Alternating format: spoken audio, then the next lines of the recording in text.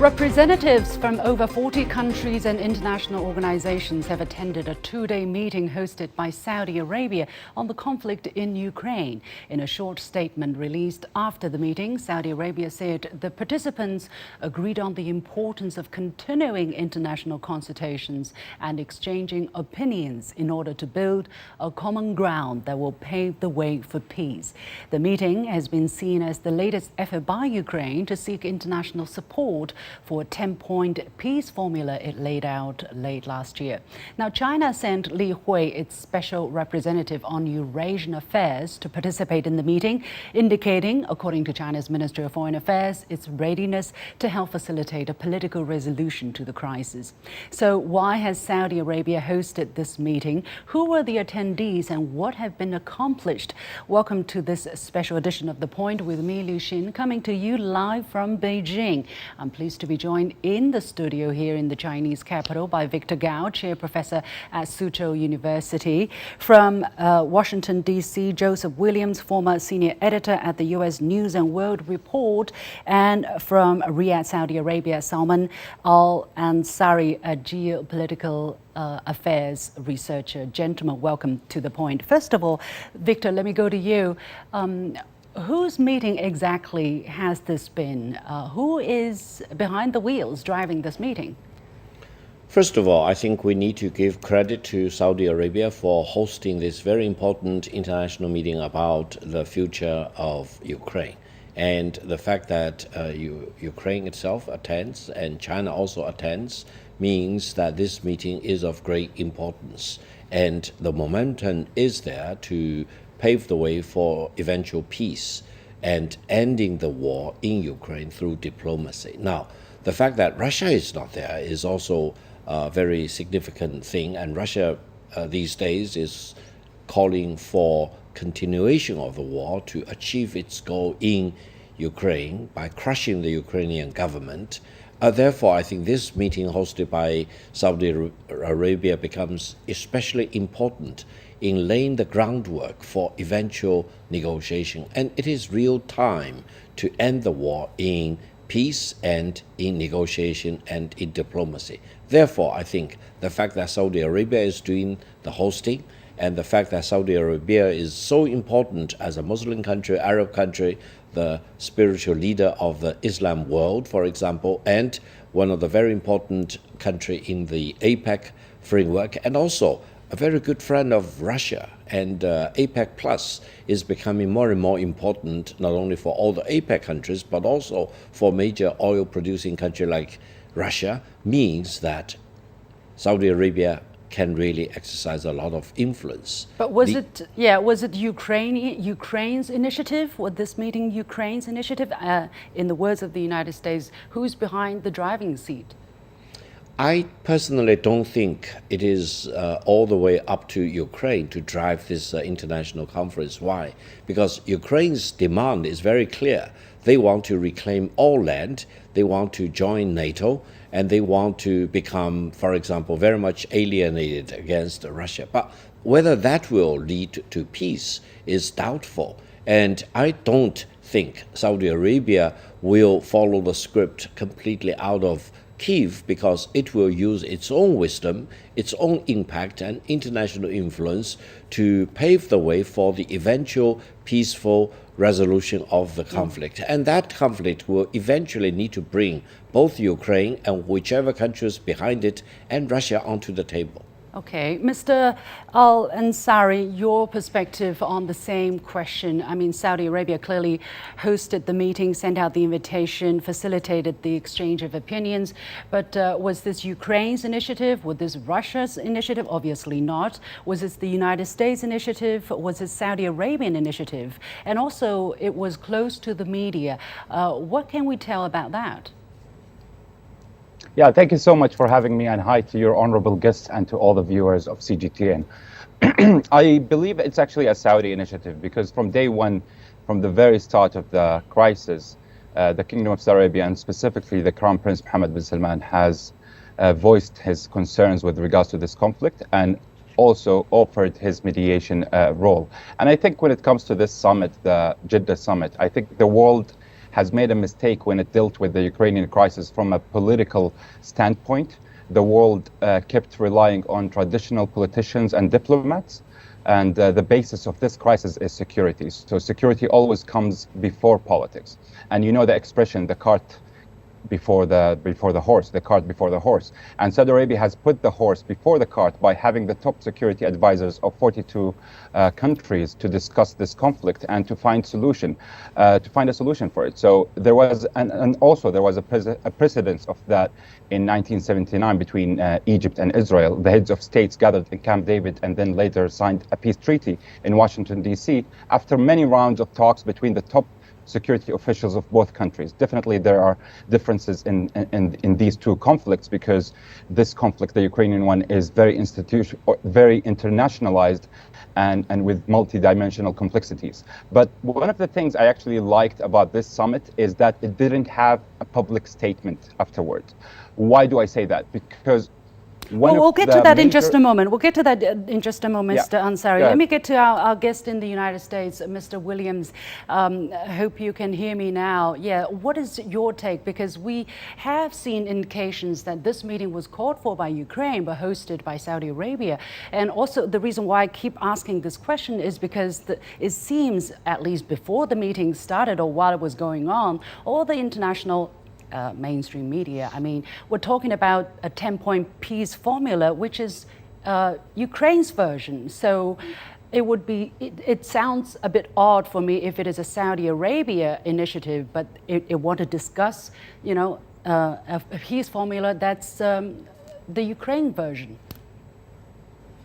Well, Ukraine and Saudi Arabia have had diplomatic relations.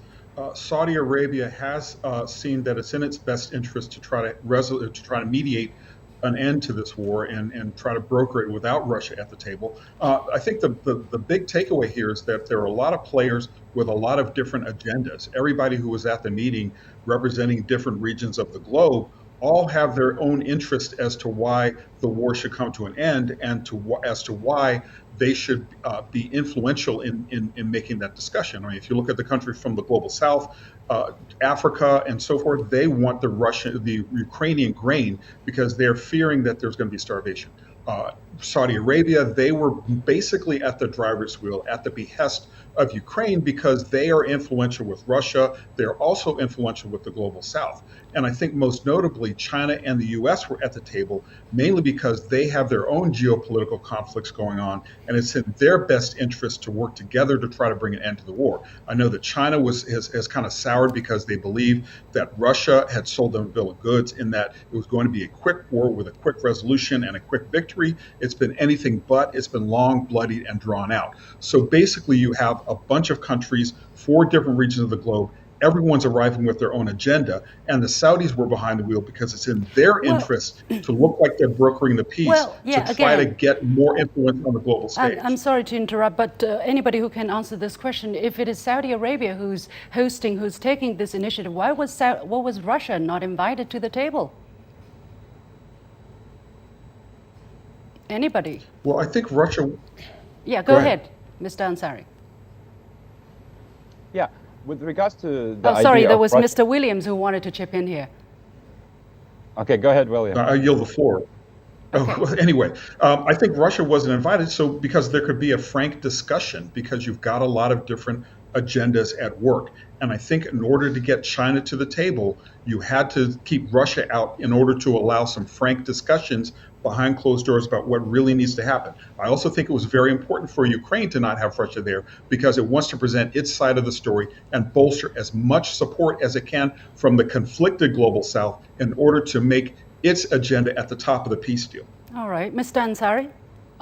Yeah, and I think the role of a mediator requires some traits or better say qualities, and such as integrity, neutrality, and respect from all conflicting parties. And I suppose that the Kingdom of Saudi Arabia enjoys all these traits.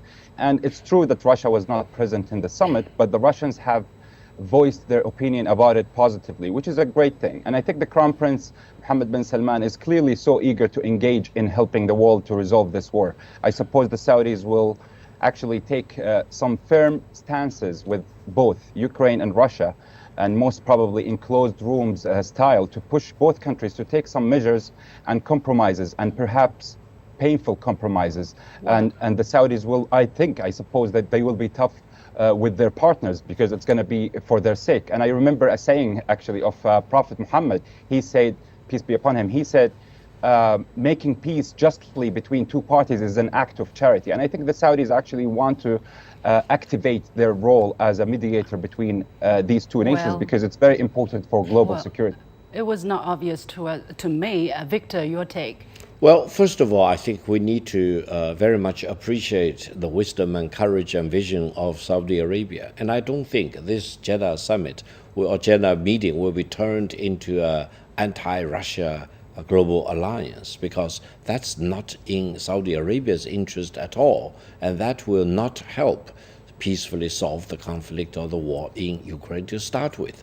Now, the fact that Saudi Arabia has very close relations with Russia, between the two governments, between the leadership of the two countries, as well as far as their cooperation about crude oil is concerned, also speaks loudly to the fact that Saudi Arabia genuinely wants to play a role of mediation to help pave the way for eventual peaceful talk between Russia and Ukraine eventually. One thing is absolutely certain: without Russia's participation, there will be no peaceful resolution of this war, and Russia eventually will need to be invited to any negotiation table which wants to achieve the peaceful end of the war in Ukraine. Therefore, I think we really need to admire and appreciate the very sensitive and delicate role that Saudi Arabia is playing right now. Of course. Mr. Grobler, who's joining us from Pretoria, South Africa, Gert Johannes Grobler, former senior diplomat and former senior research fellow at the Institute for Africa Studies at Zhejiang Normal University in China. Thank you very much for joining us at this very inconvenient hour. Of course, the same for other of our guests too. We have been spending the last 12 minutes trying to figure out whose meeting was this. Was it a Ukrainian initiative? Was this Saudi Arabia? Of course, Saudi Arabia hosted the meeting, but who was behind the initiative of this meeting? Well, I think it has a bit of a background. You may recall that President Zelensky went to Saudi Arabia in May to attend the Arab League. And I think in the discussion with the Saudis and Crown Prince Salman, this matter obviously came up because of the concern around the world of the conflict in Ukraine. So I think that was the beginning of that. And of course, the Saudis, I know, also talked to the Americans. They talked to the European Union, and of course, they talked to China, with whom they have good relations. In fact, it was at the time when China brokered a deal between Saudi Arabia and Iran. So I think it has a number of origins, if you can call it that. Then there was the meeting in Copenhagen in June, which was attended by about 15 countries. So I think all this jointly led to this meeting where the Saudis decided, seeing that they have good relations with China, with Russia, with Ukraine, that they would go forward with this. And the only concern is that, looking from a South African point of view, is that it seems that President Zelensky has now taken his plan and put his plan on the table as the issue that needs to be discussed. There are other plans. There, the Africa plan, there's the China plan, and so forth. And I don't think Africa was very happy to see that and didn't want this event in Jeddah to be turned into an anti-Russia event. This was supposed to be an event where all these countries got together In fact, it's not only America, it was the EU, it was countries from Africa, a number of BRICS countries.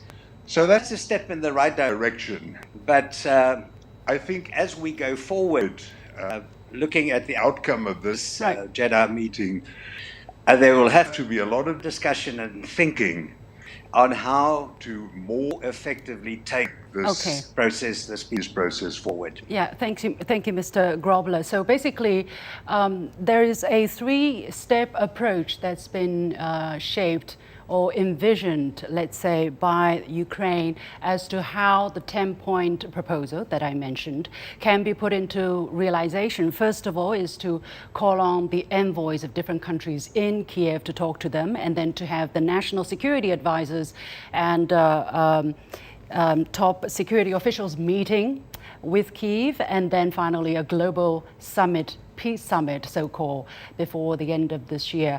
Mr. Al-Ansari, it seems that things are unfolding according to this plan. First of all, was this a Ukrainian plan? Secondly, how feasible is such a plan? Because it's a conflict between Russia and Ukraine, or Russia versus the West. Why the end game being a global peace summit? You're not going to have a global peace negotiations here.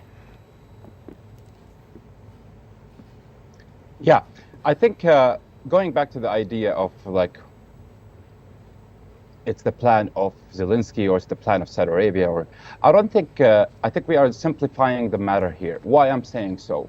Because yes, there was no public statement afterward. And that's actually one of the positive things, because one of the major things with regards to conflict resolution is to save face. And the Kingdom of Saudi Arabia and most of the countries there, they actually wanted to save the faces of the conflicting parties. So that's a very important aspect, and it's a way through which you can actually build up a peace kind of plan in closed rooms. That's number one. Number two, maybe people got to see or sense that it was mostly like centered around the grievances of Ukraine without going and exploring the grievances of Russia. That's true. Why? Because most of the people who actually commented in the media after the event, they were from the NATO, from the Western Bloc, etc., and they were mentioning a lot the idea of the 10 points plan of Ukraine.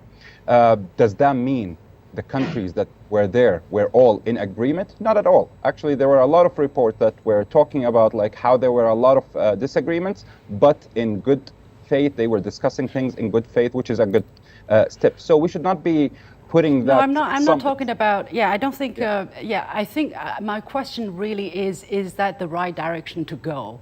Is that the right direction to go? Is to have everybody talk about a peace, the possibility of a resolution based on one side's version, or is it everybody voicing their very different opinions and then bye, let's go home and business as usual?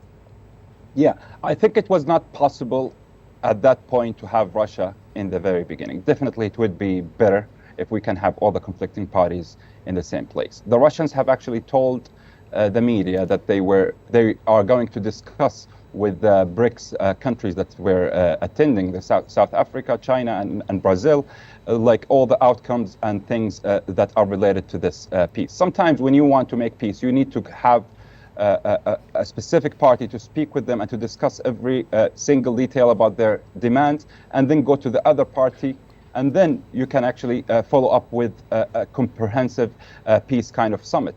But what should we expect now? I think perhaps a war prisoners exchange, trust building mechanisms, and it can actually be slow but effective, and other measures that can actually be taken. And there are a lot of optimism, I think, from both sides. Mr. Williams, let me go to Mr. Williams. What is your expectation? Do you think this meeting really achieved anything, made headways in terms of finding a political resolution to the conflict? Well, I think the answer is yes and no, and it's complex because if you want to have peace, everyone has to be talking.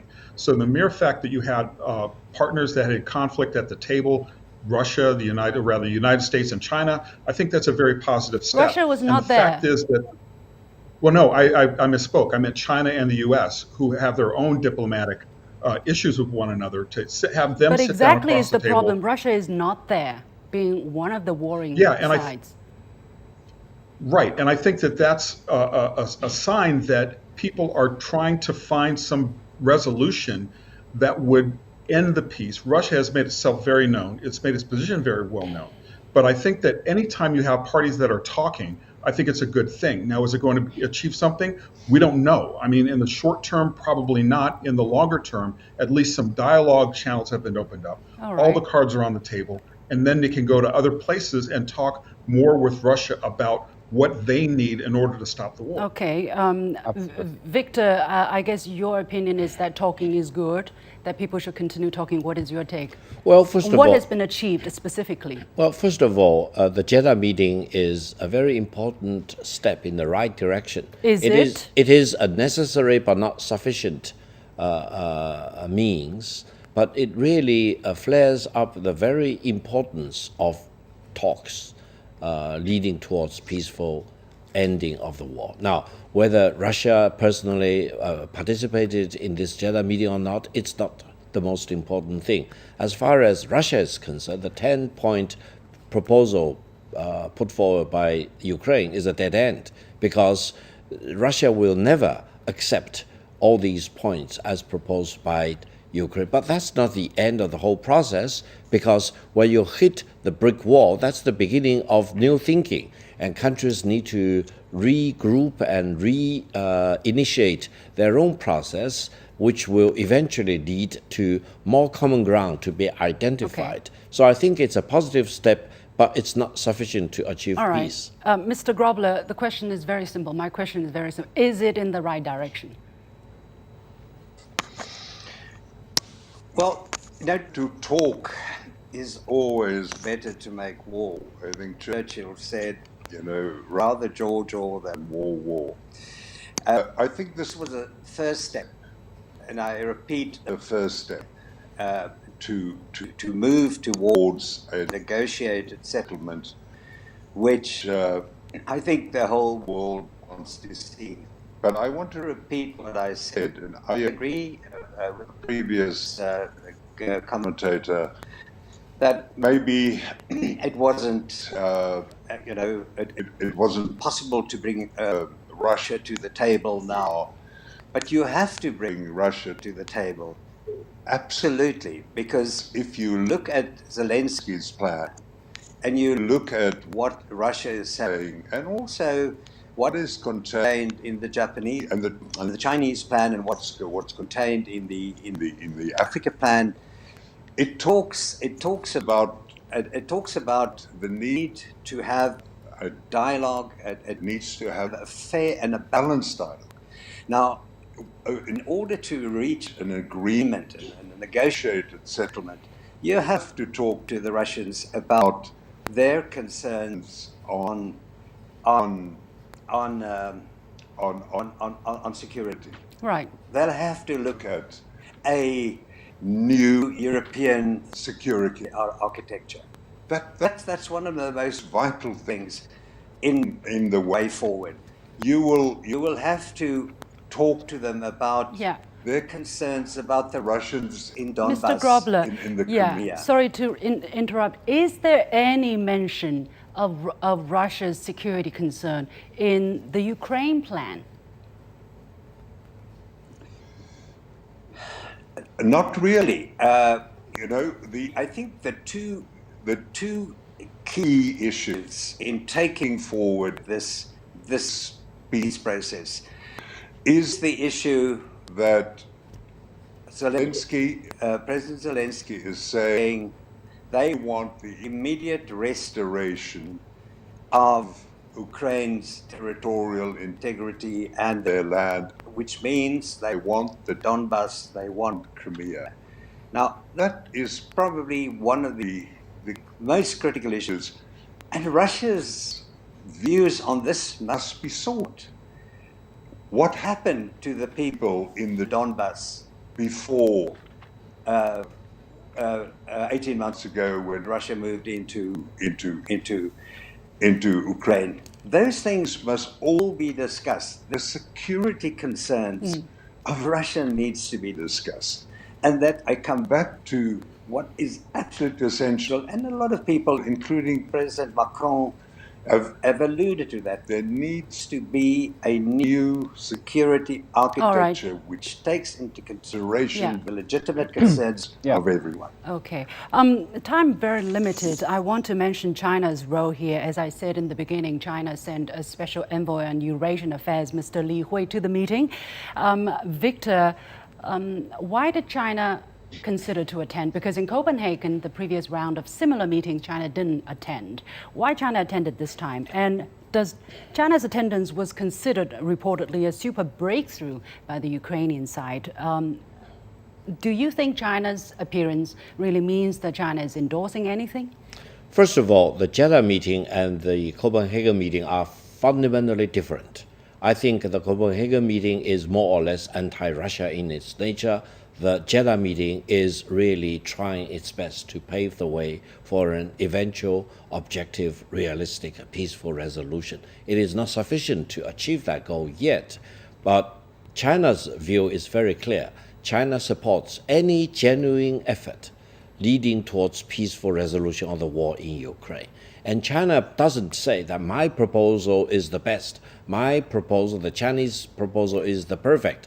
China wants to support any initiative, any diplomatic effort which are genuine in its nature and which will pave the way for the truce, for the ceasefire, and for eventual peace. How do you look at Ukraine taking credit of the fact that China is attending this time?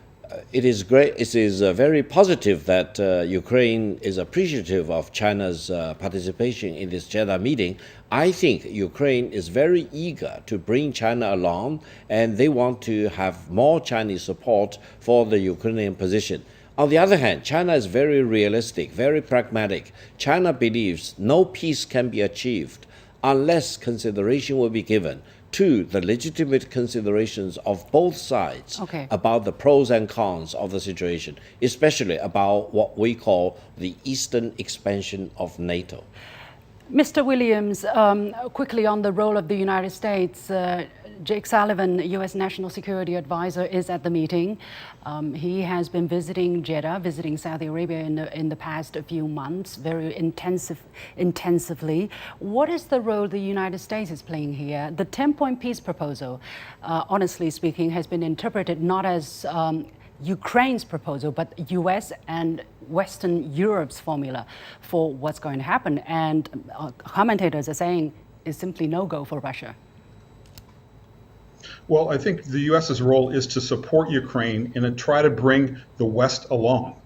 They were the representative of NATO. They have Zelensky's back, so to speak. And I think that that's what their main purpose at that meeting was, to demonstrate that the West is involved and does want peace, but also bolster Ukraine's plan to have that peace. So I think Sullivan's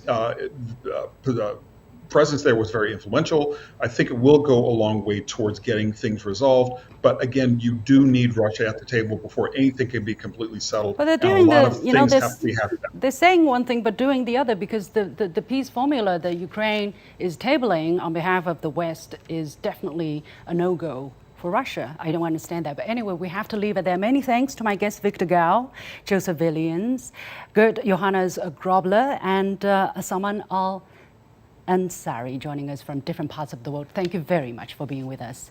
And with that, we come to the end of this edition of The Point with me, Liu Xin. As always, you can follow me on Facebook and Twitter using the handle Liu Xin in Beijing. On behalf of the whole team, thank you for watching. You've got The Point.